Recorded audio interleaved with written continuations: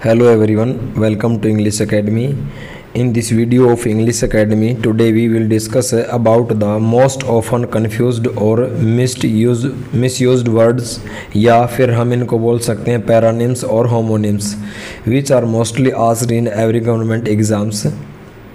सभी जितने भी सरकारी एग्ज़ाम होते हैं सभी के अंदर ये फाइंड द एरर्स या क्लोज टेस्ट के अंदर इनको पूछा जाता है। तो हम शुरू करते हैं आज की अपनी वीडियो, ताकि वीडियो ज़्यादा लंबी ना बने, और यदि आपको कंटेंट पसंद आए तो चैनल को सब्सक्राइब ज़रूर करना। पहला हमारा वर्ड है हील। हील का जो है पार्ट ऑफ स्पीच है ना, वो है वर्ब। हील का मतलब होता है ठीक होना। ठीक किस चीज़ का होना? कोई घाव है या कोई भी जख्म है, यानी फिजिकली और मेंटली दोनों। इसके दो मीनिंग है अलग अलग। पहला मीनिंग तो है कोई भी फिजिकली चोट लगी है, घाव हुआ है, उसका ठीक होना, उसके लिए हील वर्ड यूज़ किया जाता है।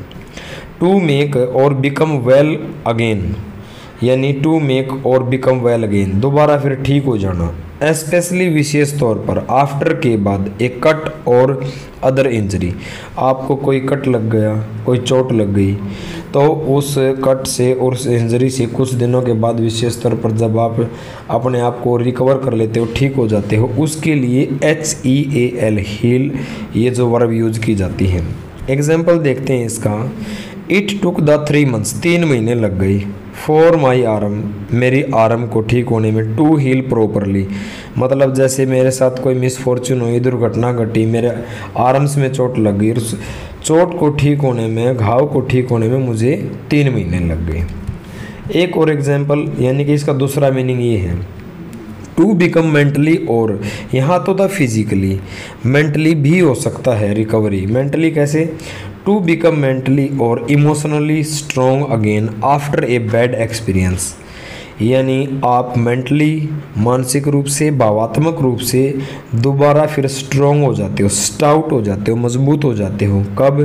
आफ्टर ए बैड एक्सपीरियंस, आपका कोई जीवन में ऐसा एक्सपीरियंस रहा है, जैसे कि मान लिया किसी की शादी होगी, शादी के कुछ महीनों के बाद डाइवोर्स हो गया, तो बेचारा जो है, बेचारा या बेचारी, वो क्या होंगे?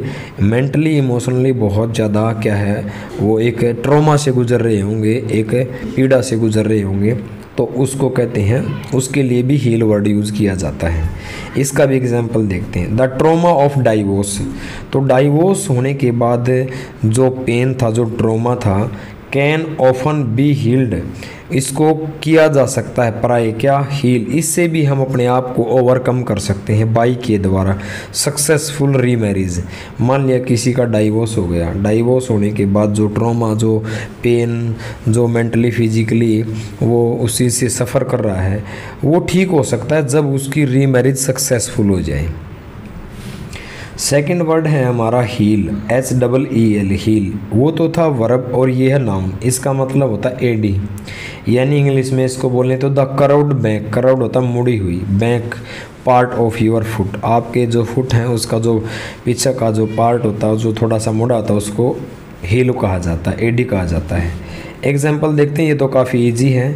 ए stone was digging in my heel, तो मेरी हील के अंदर कोई कंकड़ लगा लो, पत्थर कर लगा लो, कोई भी वो क्या कर रहा था? डिगिंग कर रहा था, यानी चुभ रहा था, गड़ रहा था। सेकंड एग्जांपल है इसका। द शू हैड रब्ड, जो जूते हैं ना, कई बार हम जूते खरीदते हैं, लेदर के लगा लो या किसी भी चीज़ के लगा लो, और वो छोटे आ जाते हैं, और वो छोटे आने के कारण क्या होता है? हमारा घाव कर देते हैं। जब जब बार बार वो घिसते हैं ना, रब हो जाता है, वहाँ से हमारी स्किन खराब हो जाती है, और ब्लिस्टर्ड भी, छाला भी हो जाता है वहाँ पर। द शू हैड रब्ड, शू ने क्या कर दिया? रब कर दिया। ए रा प्लेस ऑन हर हील, उसके हील को क्या कर दिया? रा कर दिया, कच्चा कर दिया, यानी कि एक तरह से ब्लिस्टर्ड कर दिया।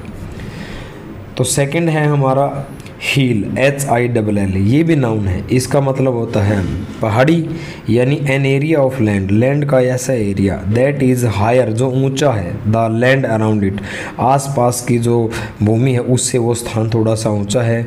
लाइक ए माउंटेन, किसकी तरह? माउंटेन की तरह, बट स्मॉल। माउंटेन तो ज़्यादा हाइट होती है उसकी, लेकिन उससे थोड़ा सा छोटा, ठीक है। तो उनकी हाइट के अनुसार उसको माउंटेन, हिल, पर्वत, पठार ऐसे बोला जाता है।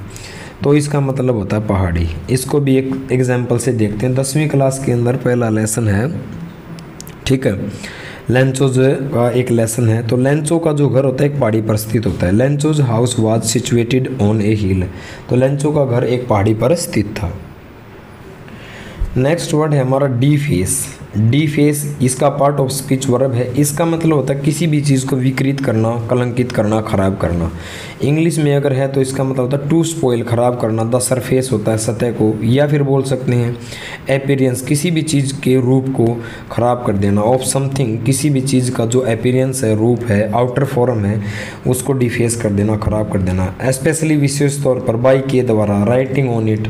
कोई चीज़ मान लिया हम लाल किला चले गए या कहीं भी चले गए, कोई चीज़ लिखी हुई है, कुछ बच्चे कुछ शरारती तत्व होते हैं ना, वो क्या करते हैं, वो जो अक्षर जो वहाँ पर इंस्क्रिप्ट होते हैं, वहाँ पर लिखे होते हैं, उनको किसी दूसरे पत्थर से, कंकड़ से उसको रब कर देते हैं और उसको ख़राब करने की कोशिश करते हैं, या ब्रेकिंग इट, या फिर उसको ब्रेक कर देते हैं, उसको कहते हैं विकृत करना।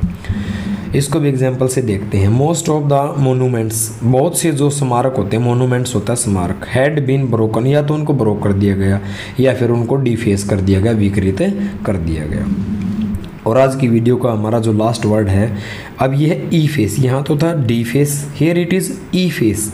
It is also a verb, part of speech इसका भी वर्ब है। इट मीन्स मिटा देना, यानी समथिंग, किसी चीज़ को इरेज कर देना, यानी टू डिस्ट्रॉय कर देना या रिमूव समथिंग, किसी भी चीज़ को हटा देना, डिस्ट्रॉय कर देना, इरेज कर देना, that is called efface.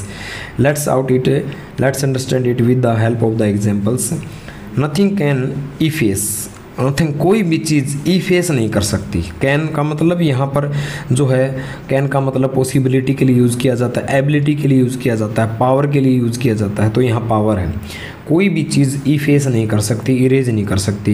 Last picture, आखिरी पिक्चर को I have of them, them का मतलब प्रोनाउन, आपके दिमाग में, ऑफ माई माइंड, यानी आपके दिमाग में कोई पिक्चर है और आप कह रहे हो फिट है वो पिक्चर। ये थोड़ा है कि कोई आउटर फॉर्म किसी चीज़ पे, पेज पे पिक्चर बनाई है और उसको कोई इरेज कर दे, ख़राब कर दे, लेकिन माइंड के अंदर जो पिक्चर है, जो नक्शा, जो मैप एक तरह से आपने बना लिया है किसी भी चीज़ का, उसको तो कोई भी जो है इफेस नहीं कर सकता। ठीक है, तो इसका मतलब हुआ कोई भी चीज़ ऐसी नहीं है जो मेरे माइंड के अंदर जो इमेज बनी है उसको इफेस कर सके।